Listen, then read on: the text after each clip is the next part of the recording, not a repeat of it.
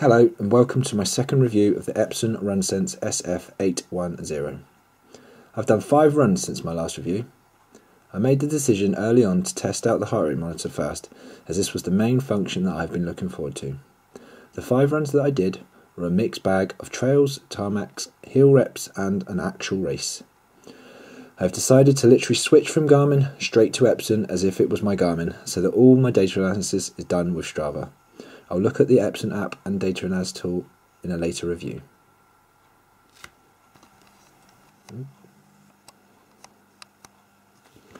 My first run was a trail run. The weather, as you can see in my picture, was absolutely appalling, and the advice from Epson was to make sure that the watch was snug to your wrist, which I did. The run itself was very stop-start because it was so muddy, and the heart rate monitor itself, just wait for the load. As you can see, it seems to have recorded that pretty well. Around the 2 mile mark, I had to stop because there was mud everywhere. So, and as you can see, my heart rate is reduced because I've slowed down. So, really glad to see that. There was no dropouts at all, as obviously not recording information correctly. So, yeah, very pleased. Run 2 was a hill reps challenge. I did 3 miles in total. It felt like the watch wasn't recording my heart rate as good as it should have been to start with. The reason being that by the time I was warmed up and going, it felt like my heart was exploding out my chest, yet it was only recording in the 150s. It wasn't until I'd done a few miles that it actually started recording as high as I expected it to, or how I was feeling. So yeah, a little bit surprised by that.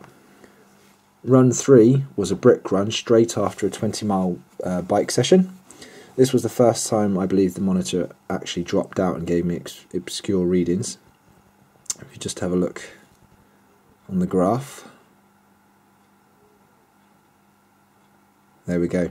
As you can see, after the first mile, it dips dramatically. I'm hitting the 175 BPMs, and then all of a sudden I'm doing a sub 125 BPM before it spikes back up to 175. It actually did this on my 4th run as well. If you want to have a look here, it did it in the exact same spot. There we go. Just see there.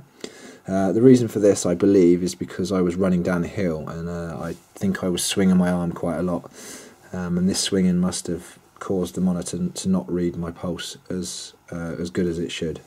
Other than that, the data on run 3 and 4 was again pretty consistent and pretty good. Now, run 5 was my most impressed run. This was the Portland Half Marathon. The information that I've gotten here is, I believe, is brilliant. Let's just have a quick look.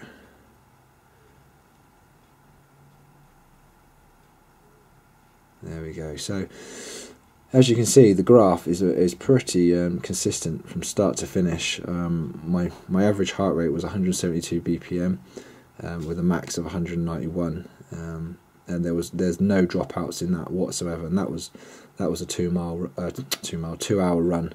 The watch I actually wore really tight because I knew that it was going to be exposed to the elements of the cold, wind and rain.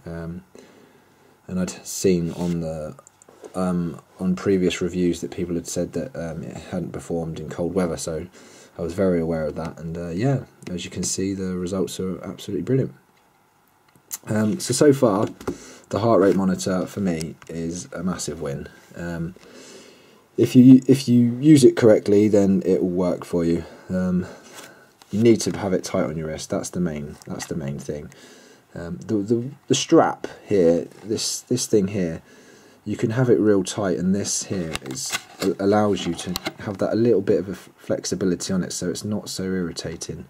And for me, I've got no problem with this. So yes, so the heart rate monitor, it's a win. So yep, brilliant.